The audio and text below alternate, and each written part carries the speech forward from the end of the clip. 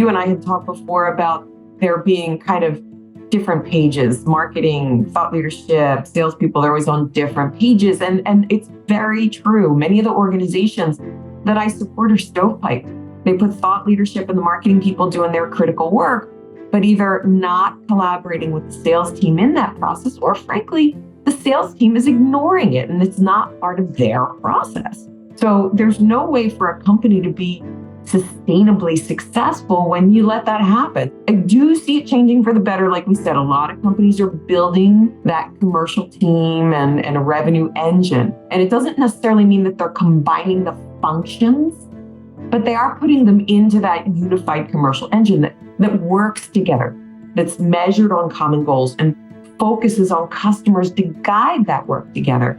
My perspective on why we're finding companies like this is, in a lot of cases, each of these groups have stovepiped their own processes and they're not connected. They're not held accountable to connect.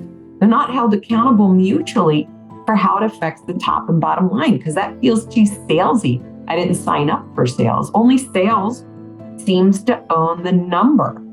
Now, I'm not saying everybody needs to be on the same variable compensation model as a seller, but there need to be some metrics that thought leadership research, marketing, and the sales teams are accountable to hit together.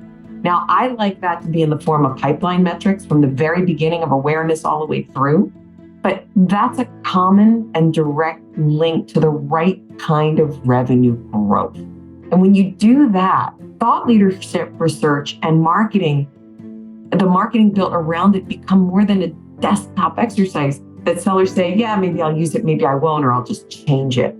So whether you call it a pod or a commercial team or a segment team or whatever, that team shares a goal, has skin in the game to achieve it, and it drives their day-to-day work to collaborate. That's what the best commercial teams do, and that's what we try and help them drive.